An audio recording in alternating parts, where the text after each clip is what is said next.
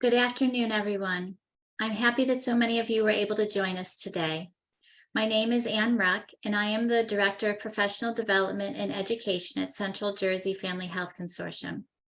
For those of you who are not familiar with our organization, we are a nonprofit organization serving the Central Jersey region, and our work focuses on promoting an equitable and healthy future for families through services, advocacy, education, and collaboration. Before we begin today's presentation, I have a couple of announcements. Neither the planning committee nor our presenter have any financial relationships to disclose, and there was no commercial support received for this activity. Nursing contact hours are available for those participants who are registered for the webinar, who view the entire live webinar, and complete the online evaluation. If you have any questions, please type them into the chat, and Diane will address as many questions as possible during the last few minutes of her presentation. Today's webinar will be recorded and made available on our website for future viewing. We are delighted to have Diane Bernstein with us this afternoon to talk about breastfeeding aversion and agitation, a topic that you've likely heard little about. Diane Bernstein is a certified breastfeeding specialist and an international board-certified lactation consultant candidate. She completed her clinical lactation internship hours this past spring. Diane had the opportunity to gain clinical experience working with the mother-baby dyads at both the Women, Infant, and Children's Clinic in Trenton, New Jersey, and at Capital Health Hospital in Hopewell, New Jersey. Diane is now thrilled to be working as part of the lactation team at Capital Health Hospital. Previously, Diane worked in pharmaceutical sales and medication error prevention before realizing her life's passion, which is to help mothers and babies to reach their breastfeeding goals. Diane has personally breastfed her children for a combined 7 years, and her youngest is still breastfeeding today at 4.5 years old. Diane's interest in breastfeeding aversion started when she found herself grappling with negative feelings and emotions while breastfeeding while pregnant with her second child. This struggle was the catalyst for the presentation that you are about to hear. Diane, we welcome you and we look forward to your presentation. Thank you. Hi, everyone. Thanks, Anne, for that lovely introduction. I wanted to start off just by thanking you and the Central New Jersey Family Health Consortium for giving me the platform to be able to discuss this important topic that needs more awareness. So thank you for allowing this to happen and organizing this for us. I'm going to move to the first slide here. Okay. So breastfeeding aversion and agitation. This particular image spoke to me so much and led me to want to start off with an exercise. It's about a bit of an imagery exercise, and I wanted to see if everyone could take a moment and kind of close your eyes and try to recall a memory that created like a sudden visceral reaction for you. It could be one that made your skin crawl or made you feel uncomfortable, irritated, or like cringe. Examples would be like nails down a chalkboard, or if you catch like a spider crawling up your leg, that feeling of like terror or disgust, suddenly running maybe out of hot water when you're taking a shower. So just kind of think of a particular memory that creates that reaction in you. Now that you have this image in your head, I encourage you to picture willingly subjecting yourself to this highly uncomfortable sensation, undesired sensation, and then picture yourself exposing your body to that sensation 8 to 12 or more times each and every single day, and then sustaining that uncomfortable, irritated sensation for 5, 10, 15, 30 minutes or more. That starts to give you a bit of an understanding of what mothers are experiencing and what they go through with aversion and agitation. These mothers have such a drive and a desire to continue breastfeeding that they fight through these really, really intense emotions and sensations. So that's what we're going to talk about today. So on the agenda, we'll talk about what is breastfeeding aversion agitation, how does it present, what are its causes, and how can we recognize and support as healthcare practitioners mothers who are struggling. And then we'll talk about the difference between dysphoric milk ejection reflex and BAA, or breastfeeding aversion and agitation. Then we'll talk about also some implications for your practice. So I wanted to lead off with this very powerful quote, which was actually written by author Zainab Yate. She has been one of the few professionals who have really dived deep into BAA to better understand how prevalent it is and how it affects mothers.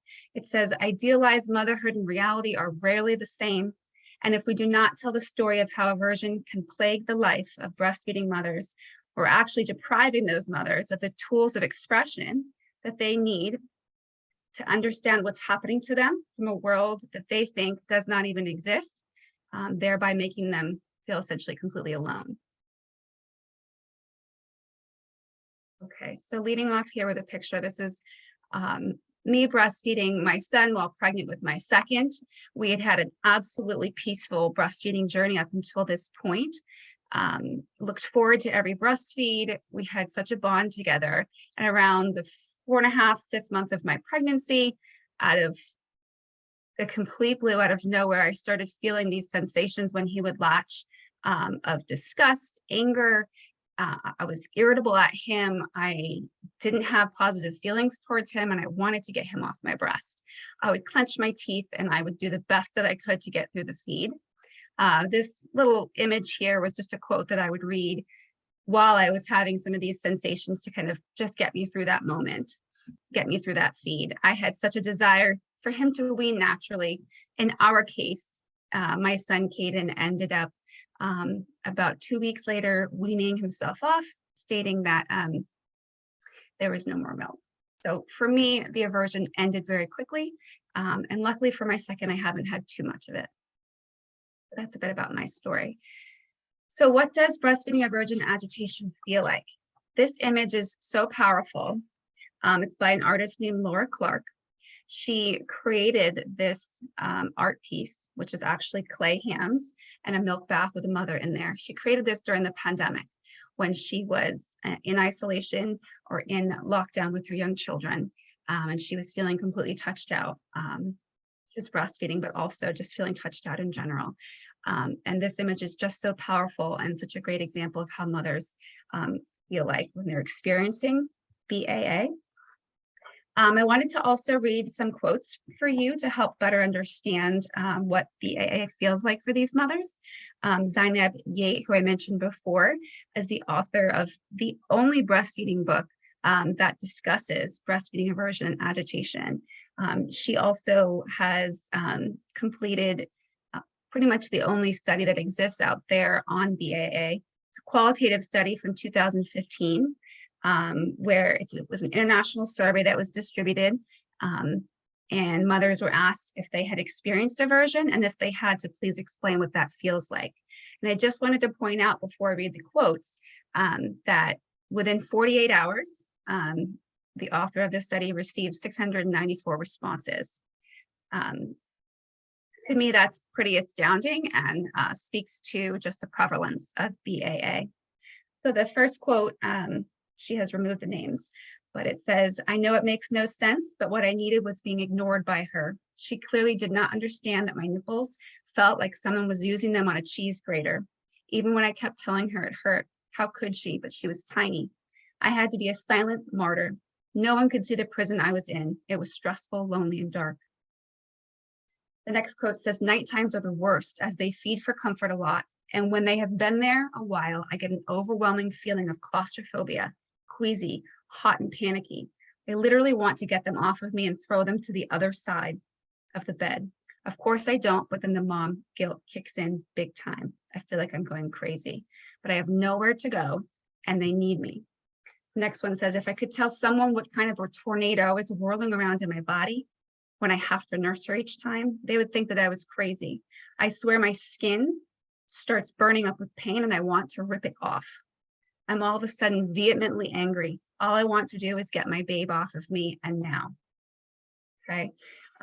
I could go on. There's a lot of really powerful quotes throughout her book. It's called When Breastfeeding Sucks. I highly encourage anyone who has interest, even after this webinar, to purchase a copy of her book and read through it. It's really powerful.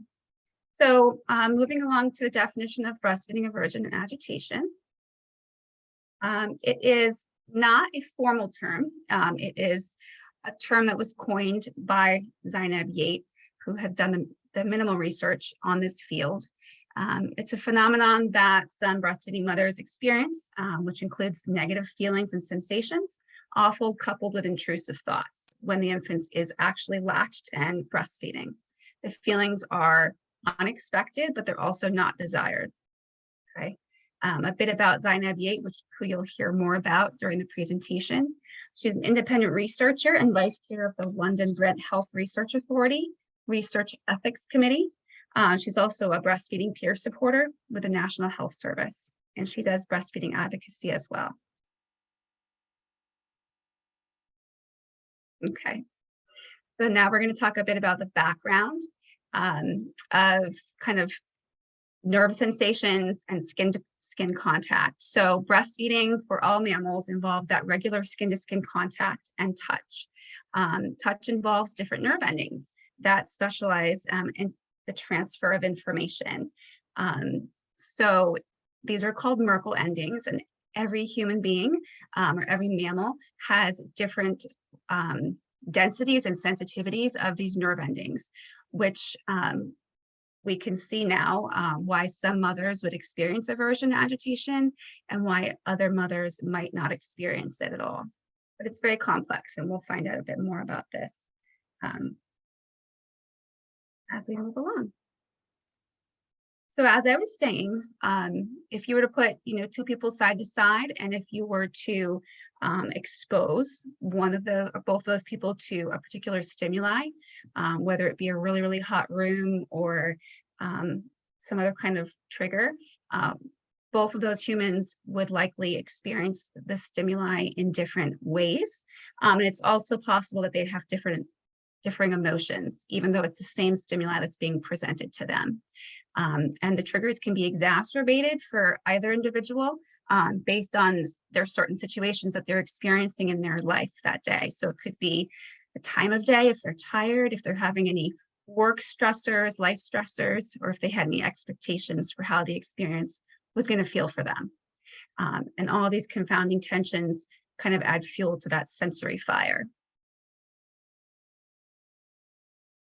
All right, so a bit about oxytocin. For those of us in healthcare, especially lactation, understand that oxytocin is intricately involved in the neuroendocrine regulation of lactation. Oxytocin is responsible for two main portions of breastfeeding: milk ejection, but also the bonding and the attachment between the mother and the baby, which can be very powerful. What we just mentioned. Oxytocin can reduce mother's sensitivity to pain. It can dumb down her fear, create a sense of calm, and actually helps the mother fall in love with the baby. And it can strengthen and help to crystallize the emotional memories, and it helps to solidify relationships together. And this is why the bond between mother and baby becomes so strong, especially when it works the way that it's supposed to. But on the flip side, oxytocin can also trigger fear, pain, and aggression, especially if that fight or flight response is triggered. If breastfeeding has become stressful, or if mom's having pain with latching or had a birth experience that she wasn't expecting, sometimes those negative memories can kind of create a negative cycle. So stress hormones are direct inhibitors of oxytocin. And essentially mothers with breastfeeding aversion and agitations, they seem to have a suppression of that hormone oxytocin. So when they have an upregulation of the stress response, then the upregulation of the stress response is created when the oxytocin is released. So they're essentially negatively paired with each other when they're supposed to be going the other way. I love this image. The image itself is by Munira Latifa, And this image is fantastic. It shows essentially the weight of the world on a breastfeeding mother's shoulders, the literal weight. It shows all of the confounding factors for a breast or chest feeding mother, and the multiple of potential issues, voices, concerns that are affecting a mother that are preventing her from essentially breastfeeding her child in peace, right? And again, these feelings are usually unwanted because they would usually prefer to continue breastfeeding their infant. And so they're trying to navigate through these bubbles and filter through the noise and try to just get to a place of calm while feeding their baby. Zainab Ye, on her website, she's put together a beautiful website called breastfeedingaversion.com.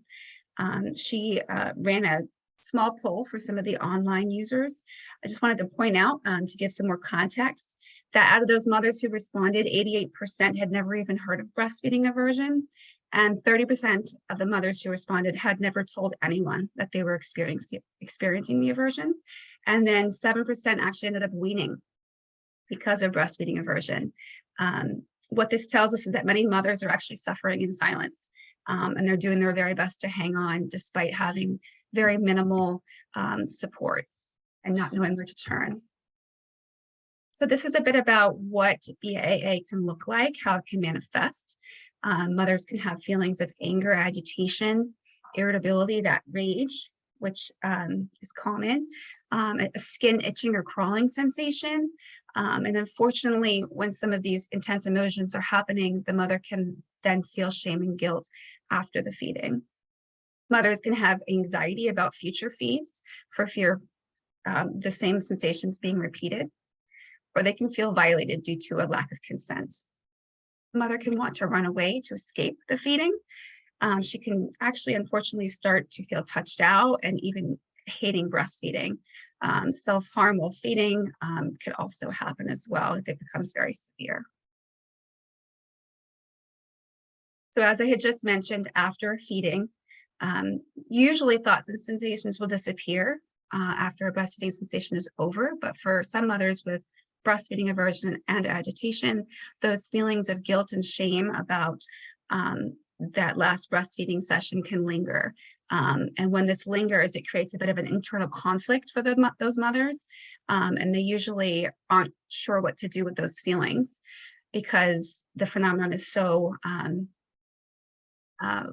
it's so unacknowledged in the healthcare environment. So they keep their feelings private, and sometimes an infant can be prematurely weaned due to BAA. And when that happens, additional feelings of guilt arise, right? And then we have a perpetuating cycle if the anxiety and the dread continue. So with each feed that comes up, the mother becomes more anxious, and it can just become a downward spiral from there. So I have permission to share these 2 pages from Zainab Ye's book. It helps to describe what a positive association with breastfeeding should look like with the oxytocin and with the experience with her child. So we have the nursing asking to breastfeed. The mother should respond by latching. If everything's going well, we'll get the oxytocin with a letdown and a pleasant experience along with it, which helps to calm the mother. The baby mirrors that mother's state and also relaxes. Positive touch is then reinforced, which creates a positive breastfeeding association loop, okay? And now we'll look at the negative association with breastfeeding and aversion. So in the negative association loop, we have, again, the nursling cueing to breastfeed. Mother responds by putting baby to the breast, but then a stress response is triggered and the negative cycle of oxytocin begins, and negative emotions are triggered. Oxytocin is then inhibited. The mother physically tenses up. Sometimes her heart rate will increase and she'll want to remove the child from her breast. And so the mother's body is experiencing this stress. But then the nursling also senses the mother's stress and can become even more clingy after a feeding or if removed from the breast in an attempt to kind of reconnect with the mother. But unfortunately, that desire to become more clingy can make the mother even more touched out, adding to that negative association and the anticipated dread for the next feed. So this is not an exhaustive list, but a pretty comprehensive one of the triggers and risk factors for breastfeeding aversion and agitation. We'll go through a good handful of them. It's important to note that there's not necessarily only one of these factors or triggers that is contributing to a mother who's having breastfeeding aversion and agitation. It could in fact be a combination of a few of these different triggers. So we'll talk about what these look like. But first, we're going to talk about how sensation and touch can affect mothers who are breastfeeding.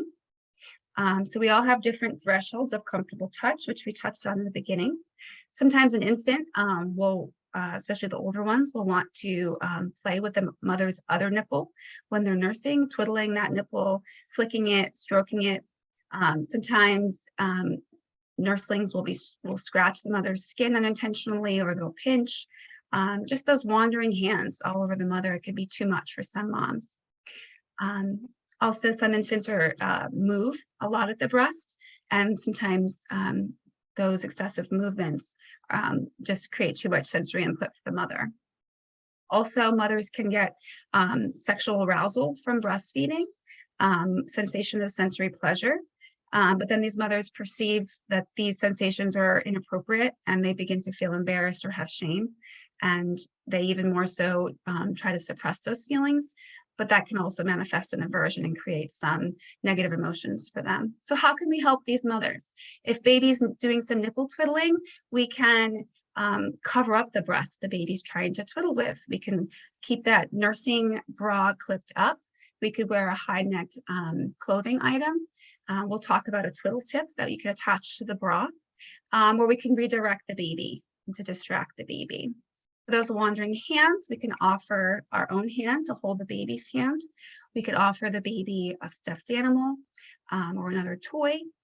We'll talk about a nursing necklace, which is a wonderful possible tool to use. Or you could just be really present with your child, and you could focus on your child, talk to them about their day, and just try to mentally distract them. And oftentimes that'll calm them down a bit. For excessive body movements, we can feed while the infant is tired and ready for bed. Usually they will be calmer, their bodies will be calmer at that time due to their sheer exhaustion. We could also, for the older nurslings, set some boundaries and verbal warnings and let them know how we're feeling and what our limits are. Okay, and if sexual arousal for that particular scenario, if it comes up, we can help to normalize the mother's feelings, and we can speak openly with her about the topic and not make it taboo, and just really hear her out and let her know that what she's experiencing is not out of the norm. Okay. So this is the twiddle tip that I had spoken about. The twiddle tip is sold on this website, thebreastmilkqueen.com. It's just a silicone little twiddler that you attach to your bra. Can be a nice distraction for a baby rather than using mom's nipple. This is a silicone beaded necklace. They make them in silicone or in natural wood. They can be BPA free and safe for the baby to fiddle with while breastfeeding. They're not very expensive. You can find them on many different websites. Okay, so moving on to neurodivergent breastfeeding women. So there's a specific subset of women that might be more likely to experience breastfeeding aversion and agitation. Oftentimes mothers that have autism spectrum disorder, they can have difficulties with not only social reciprocity and communication, and also rigidity or flexibility, but they can also have difficulties with sensory processing. Those mothers can oftentimes be either hypersensitive or hyposensitive to certain stimuli. And these individual sensitivities can sometimes trigger negative emotions. So we'll take a look at how that might play out. We know that lactation is a sensory experience. Almost all of the senses are involved in breastfeeding. And it happens simultaneously, it happens unpredictably and frequently, which can cause some of the symptoms that you see here, can cause distractibility, even physical discomfort for a mother, especially who has sensory sensitivities. So how can we pinpoint these mothers? How can we recognize neurodiverse mothers and help them? From an environment standpoint, we can modify and pay attention to any bright lights that might be in the room, any loud patterns. Pay attention to if the mother is affected by auditory stimuli, like the infant's cries or if the TV's on, temperature fluctuations in the room, certain textures of clothing or bedding, and any odors that might be in the room. Some mothers with ASD or sensory challenges find breastfeeding to be rather restrictive or immobilizing. So in these cases, we need to help them with vestibular input and stimulation.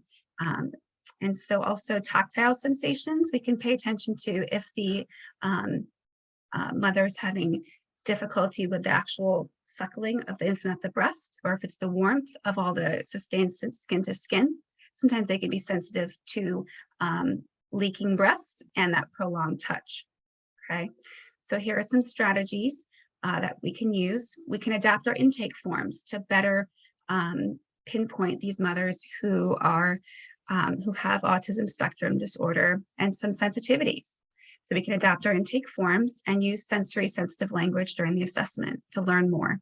And again, like we just talked about, we can adapt that environment for the mothers. And then for the physical experience, we can help the mother to make sure that she has a proper latch, make sure the weight distribution is not bothering her while breastfeeding. We can provide towels if mother's feeling wetness. We can adjust the frequency of skin to skin of the duration of it if that's a problem. We can also verbalize our intent to touch the mother before we touch her during an assessment. And we can also provide opportunities for the mother to move while breastfeeding for that vestibular input.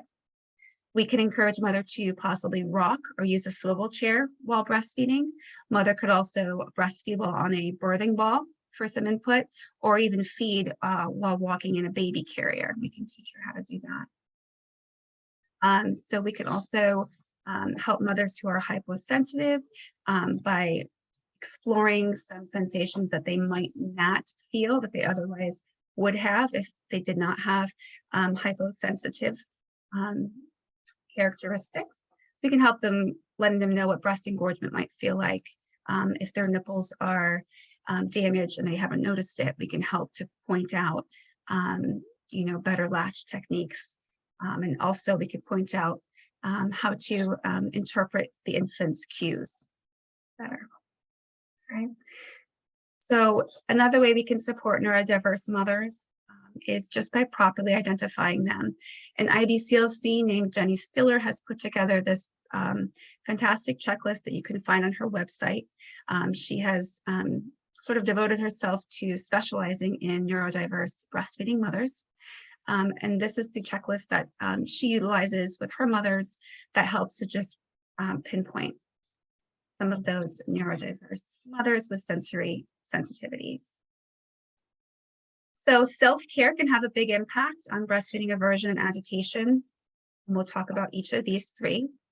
For self-care, lack of sleep. What does it look like?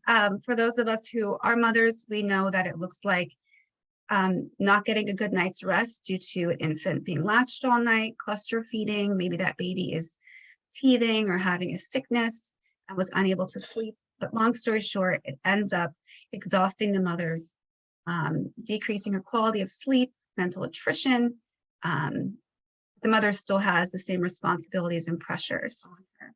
So some strategies for a mother who's experiencing lack of sleep as a trigger for BAA would be to support her and encourage her to get help with household chores like cooking and cleaning and watching the baby during the day so she can get some rest. Encouraging her to utilize relaxation techniques, possibly have her partner practice being the one to put the infant to sleep to take some of the burden off the mother, or also possibly night weaning if any of the other strategies are not working and the aversion is really severe. Dehydration and nutrition are very important, and it's thought that BAA can be made worse if a mother is dehydrated or not properly well fed, taking the right supplement. So for strategies for dehydration, Mother could just remember to drink every time she breastfeeds, have a water next to her breastfeeding station, aim for 10 or more glasses of water each day.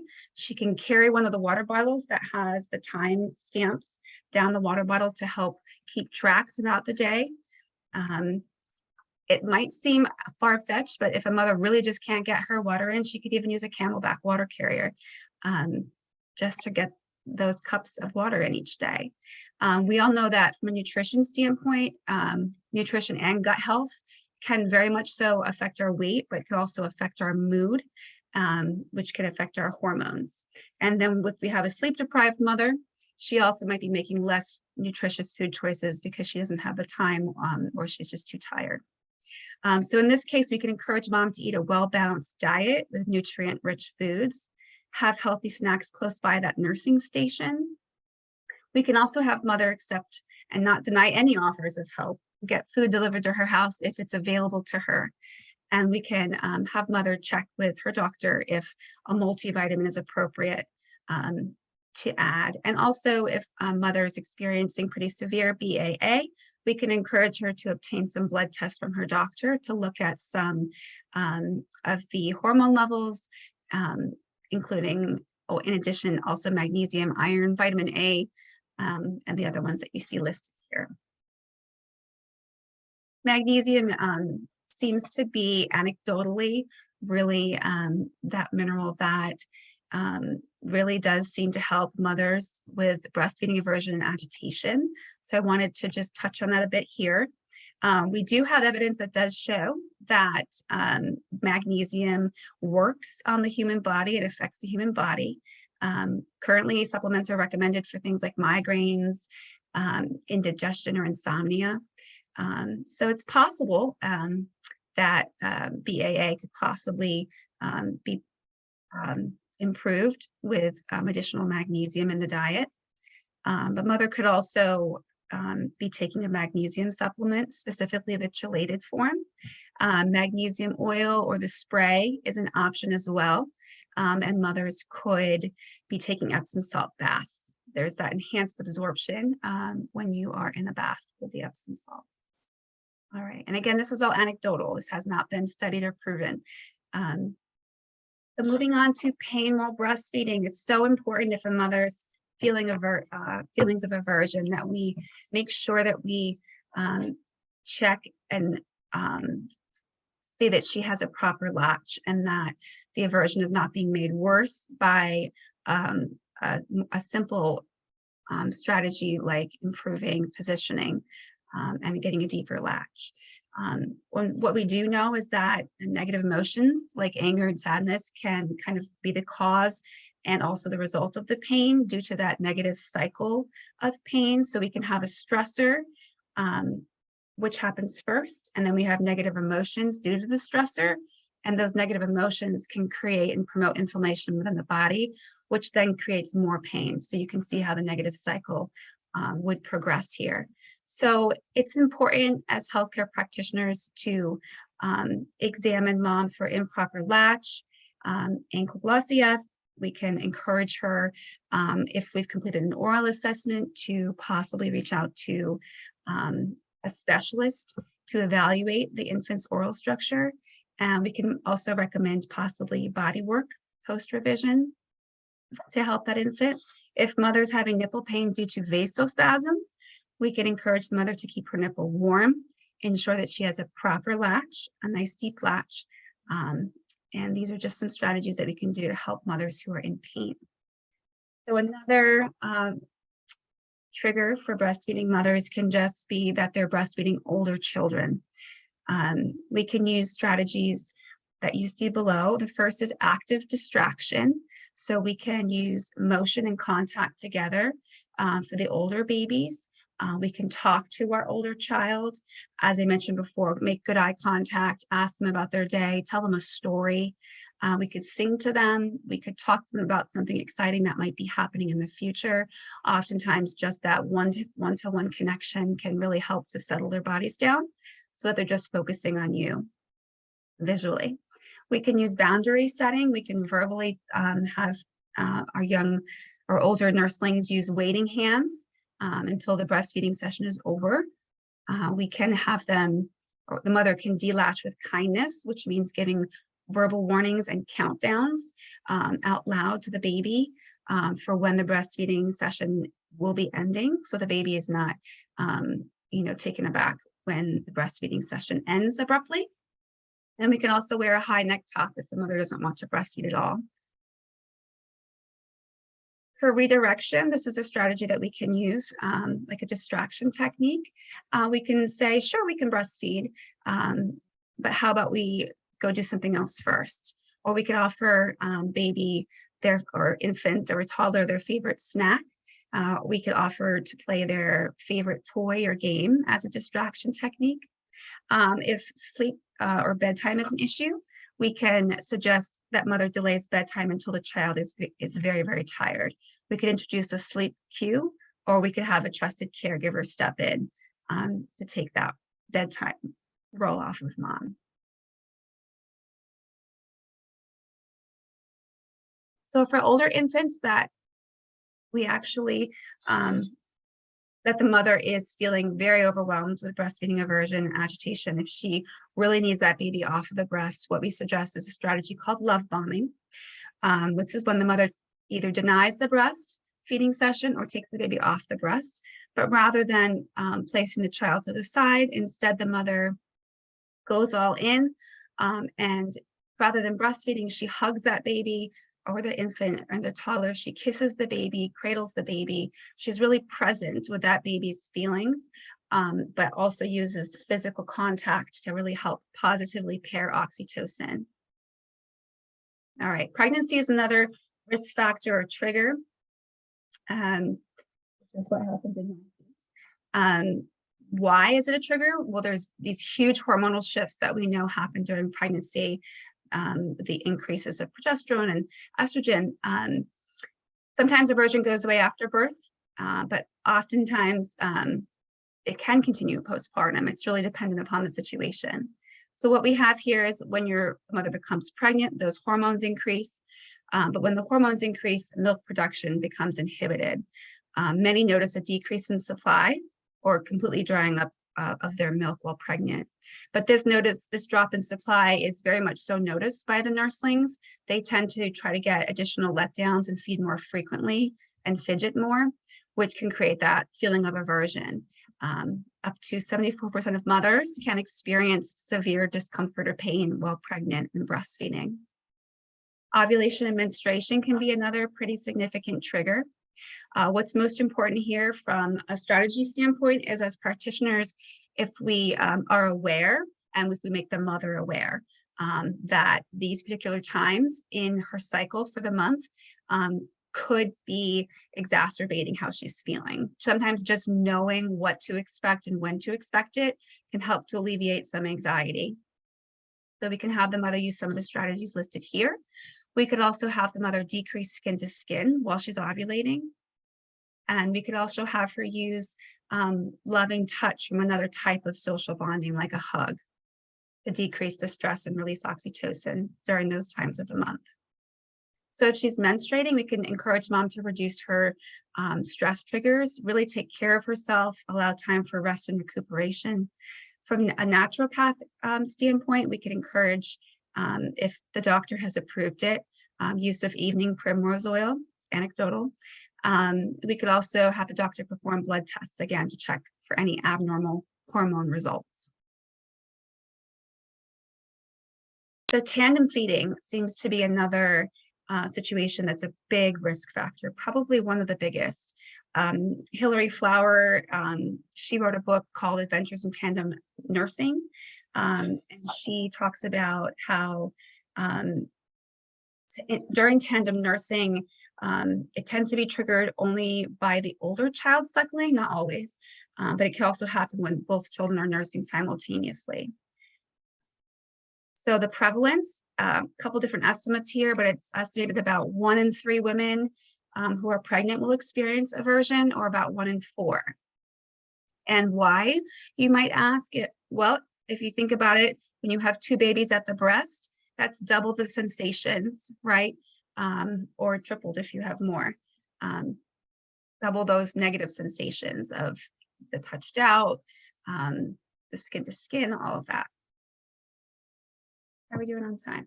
Okay. These are some tandem feeding strategies that we could, one of the options is that we could feed the infant one at a time to decrease the load and demand on the mother. I wanted to talk a bit about societal pressures. Oftentimes these can be a very big factor playing into why a mother feels a certain way. So breastfeeding, has been around for a very long time. The origins of lactation date back to more than 250 million years ago, right? Milk becomes the key reproductive strategy during the Triassic extinction event. And then millions of years pass. And what has stayed the same? Breastfeeding still requires the same amount of time, energy, and effort. And it still provides the same nutritional and health benefits, but something else has drastically changed. Society, our expectations have changed almost completely. Its pressures have changed drastically. And we think about the impact that can have on a mother, right? So societal pressures can trigger BAA. We're living in an area of individualism.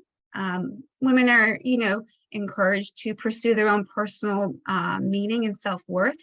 Sometimes it's implied that being a mother alone just isn't enough based on how society has changed. And also our society doesn't provide enough structural support for mothers. We live in this fast-paced world.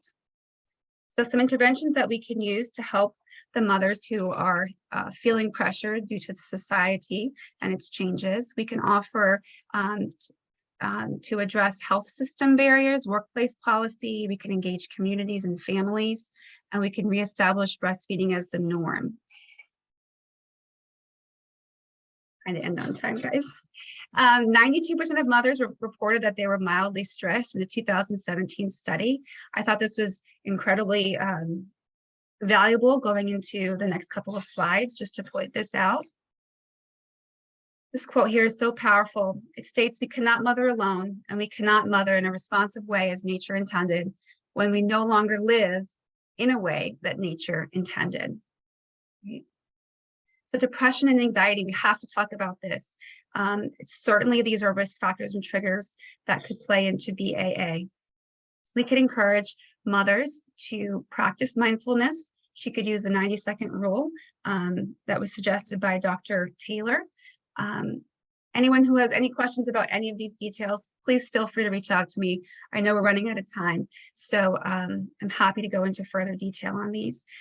Mindfulness helps to downregulate the negative emotions and helps the mother to stop that negative cycle or replay of the story in her head. Mindfulness resources, there's wonderful apps out there for mothers to utilize, even while they're breastfeeding. Or there's also books that mothers can go to. Counseling is such a valuable tool. It's kind of the mainstay treatment for depression and anxiety. These are some additional methods. EFT or tapping can be used. It's a quick, easy, self-administered technique where it helps to channel the emotions and the waves that aversion can bring. Then we have EMDR therapy that's usually used if aversion is trauma-induced. We have CBT that can be used, and we have acceptance and commitment therapy if weaning's not an option. And then we also have cognitive distraction. So we could offer that the mom feed around other people, leave the house and feed, look at your phone as a distraction, read a book. You could watch your favorite TV show. In severe cases, holding an ice cube, mothers could only feel one intense sensation at a time. So if holding that ice cube in the one hand helps to decrease some of the sensation that she's feeling at her breast or chest, then we can suggest that as well. This 2019 study was conducted looking at breastfeeding relaxation interventions. Specifically, the study designers utilized audio-guided imagery just for these breastfeeding mothers. They listened to the therapy daily for 2 weeks, and as often as they found useful, they kept a diary. And what were the results? The results show that there is definitively a positive influence in the maternal psychological state when using relaxation and audio-guided imagery. Okay. Also, they noticed that cortisol concentrations in mother's hind milk decreased in the relaxation group, and maternal stress scores were lower for the therapy group at the 2-week time point.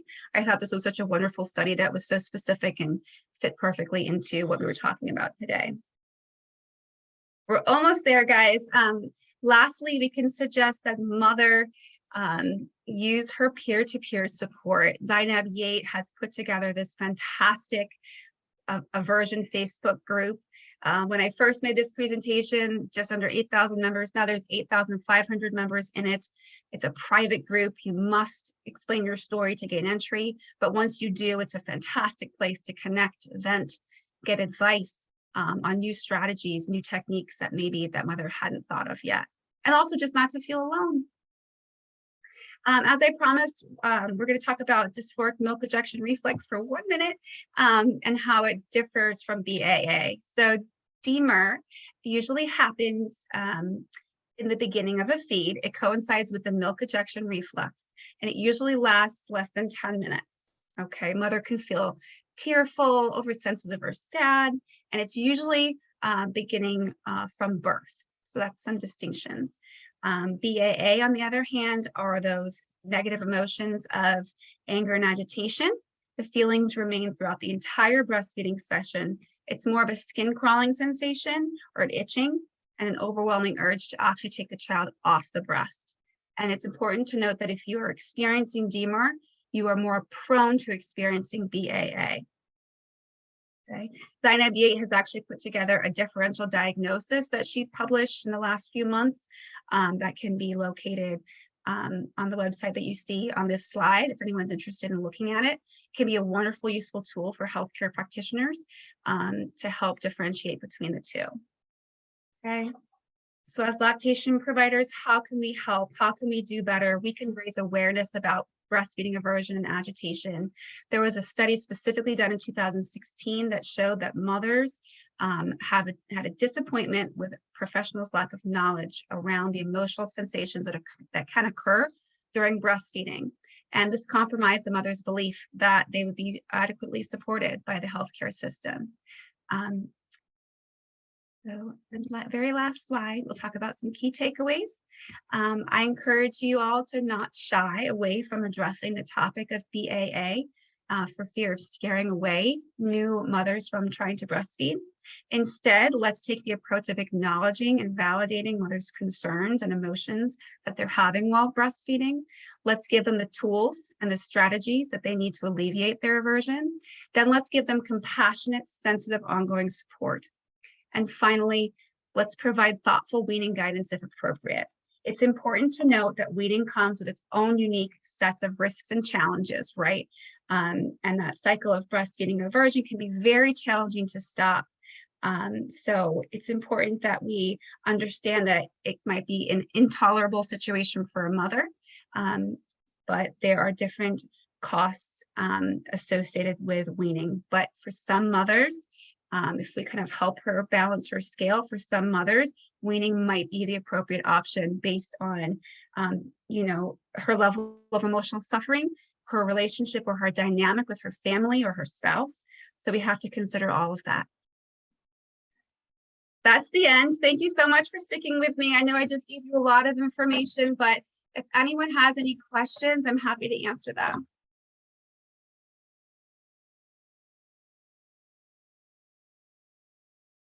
Diane, thank you so much. So we do have some questions here.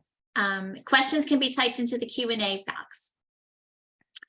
Can you briefly describe what you meant by the 90-second rule? Okay, sure. So the 90-second rule is when you experience a particular stressor or something that's making you anxious. Oftentimes it's assumed that within the first 90 seconds, your initial reactions and emotions are, truly related to the event and what has happened. But usually what happens after the 90 seconds is essentially rumination and rethinking about the event. So just utilizing that strategy sometimes and reminding mothers of that can be a little bit helpful. Okay, thank you. A lot of positive feedback, amazing presentation, very informative. People are wondering if the slides will be available. Would that be okay, Diane? Of course, yeah. Okay, so we can send you the slides. They'll be sent to you in an email. I will be sending out an email tomorrow with the link for the evaluation.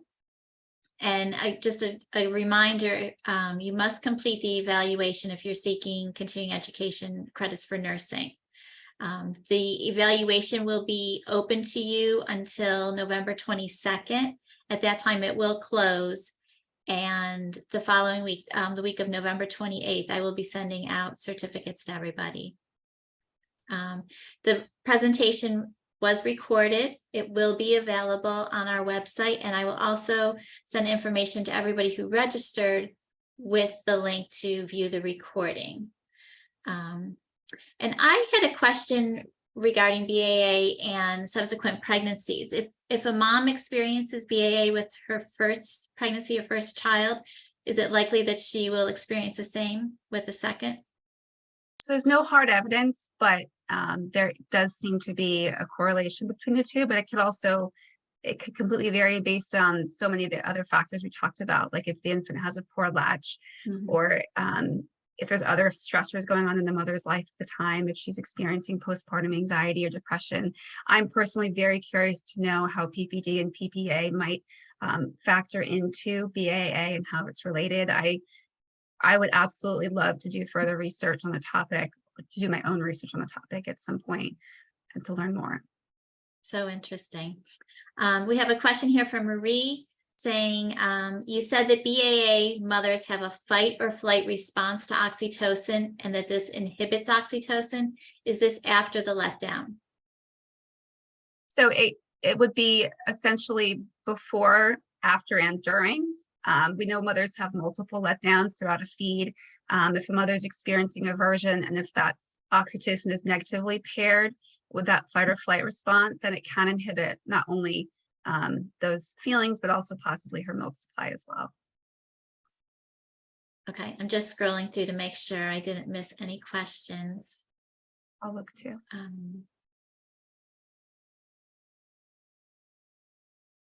Comments.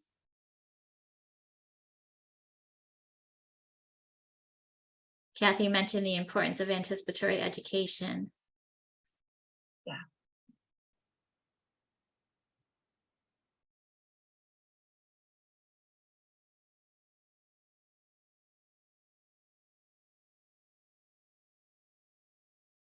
I know that there's folks that were overseas that were looking forward to the recording, so I'm hoping that they'll have a chance to listen. Yes, we'll definitely make that available.